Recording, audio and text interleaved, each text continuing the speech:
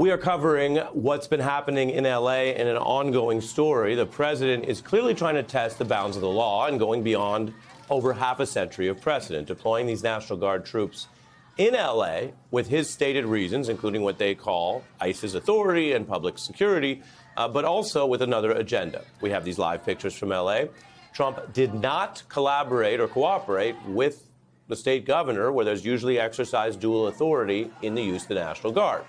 Instead, he invoked a statute, which he asserts, and this could be ultimately confirmed or denied in court, but his team says that gives them the ability to call these units into this type of federal service.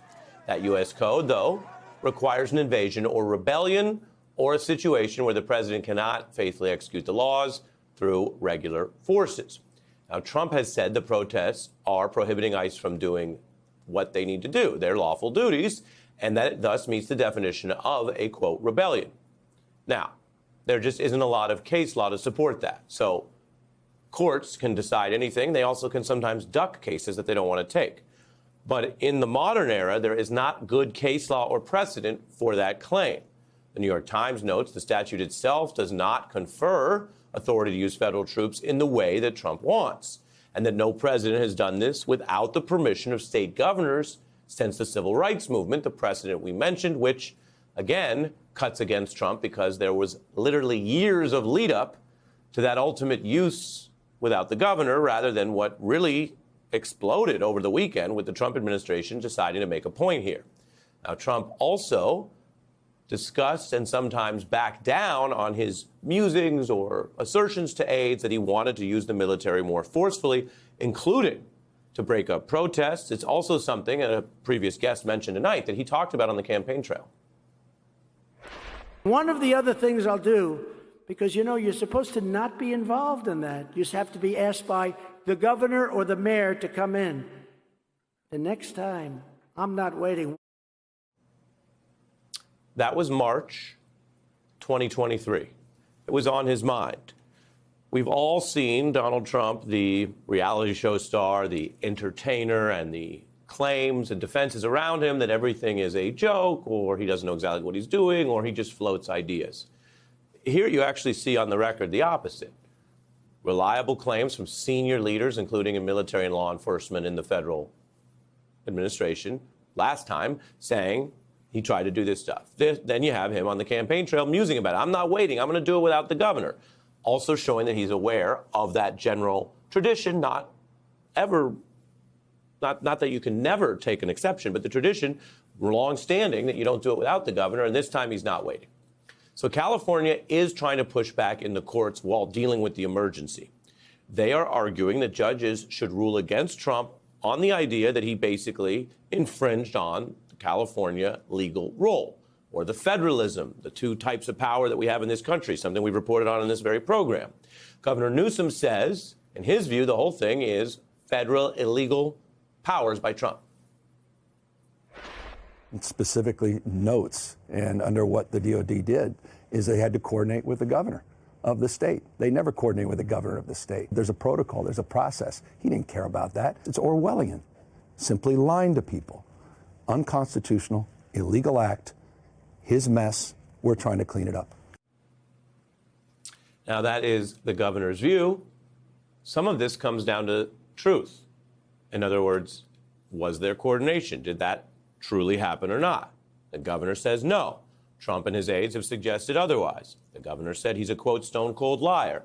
Trump has been caught making many falsehoods. But we're going to need a little more evidence and reporting, which may come up in court, about whether the governor is right.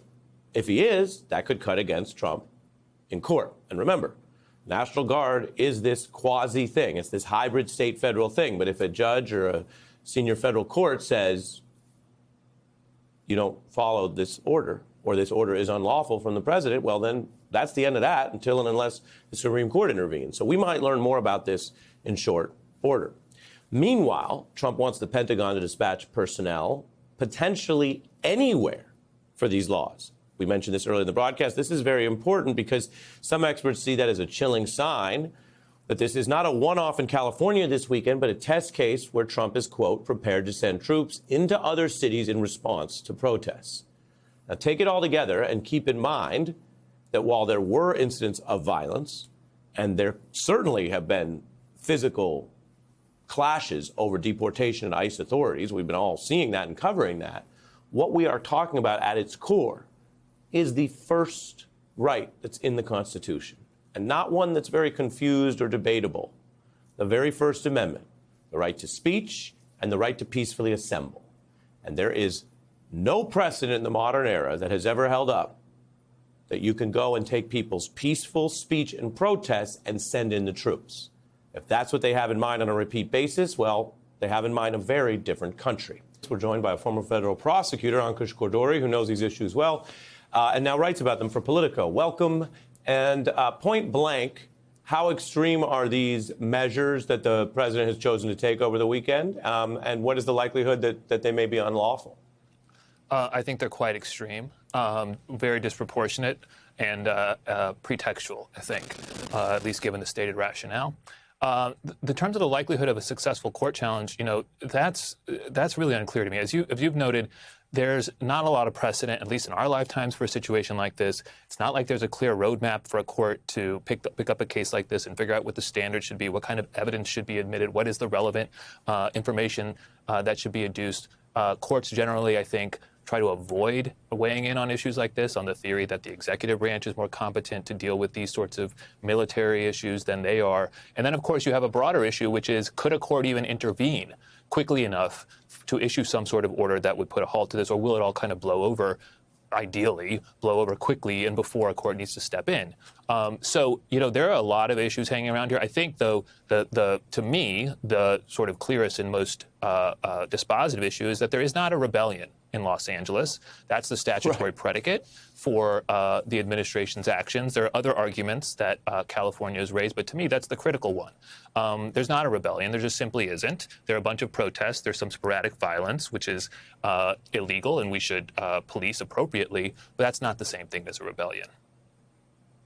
Yeah, there's no rebellion, and there isn't even the scale of protests that gets into mass safety issues, which, while not a rebellion, raise harder questions, which America has seen. We've had mass protests, sometimes in more than one city. We've had marches on Washington. We've had gatherings that go for days in some places at a higher scale than this. And then you have tougher questions of law enforcement that still don't reach the level of saying it's a rebellion. I do want to draw your attention and viewers to the legal setbacks that the administration has faced, because they've dialed this up over the weekend, right after yielding to a Supreme Court ruling formally on Friday in a process that took some time, but where the administration returned Abrego Garcia, who had been mistakenly deported to the wrong country. That wasn't even in dispute. The question was whether they would follow the Supreme Court order to facilitate his return. And so then over this weekend, having yielded in one place where they comply with a court order, and that is the actual legal outcome of what had been quite a serious matter that went all the way up to the Supreme Court with a 7-2 loss, they turn around and on the weekend have something where they can look like, and in some sense be, on, quote, offense or pushing other powers. As a student of how this all works, who's also been inside, the executive branch yourself in a certain way, do you think there's a link here? And do you think that that's part of the problem of the endless theatrics of the Trump administration? They didn't want much time or attention on what ultimately turned out to be them yielding to the high court. Yeah, I think that you've touched on two very important issues, I think. One is that this sort of legal strategy is consistent with a strategy we've seen repeatedly since the start of this administration, with concerns invoking these emergency powers, these obscure laws, in order to deal with problems that are not emergencies, right? We saw this when they invoked trade deficits as an emergency for the tariff framework.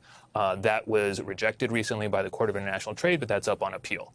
In the case of Kilmar Abrego Garcia and a bunch of the other deportations, there's been this claim that the Alien Enemies Act should be invoked, or has properly been invoked, because we're somehow at war with or engaged in hostilities with Venezuela or Nicaragua, which is simply not true.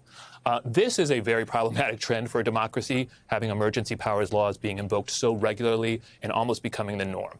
The second thing I would say concerning sort of the politics around this is that there is plenty of reason for Trump to want to draw attention away from what is going on in the rest of his administration. He promised the economy would improve quickly after he came into office. That has not happened. He promised he would end 2 different wars quickly after he came into office. That has not happened. He promised that his tariffs would bring along an economic resurgence. That has not happened, and the 90 deals in 90 days have not remotely emerged. The bill, that his big, beautiful bill that's moving through Congress, is on the bubble now because the Senate, it's not clear that he'll be able to keep all the Republicans in line in the Senate. We shall see. So he has faced a number of challenges on many of his core political promises. This is the one, immigration, where he's gotten some traction, and he's chosen now to escalate this in an area where there's very little for the other branches to do, at least quickly, in the way of putting in some sort of brakes on the process.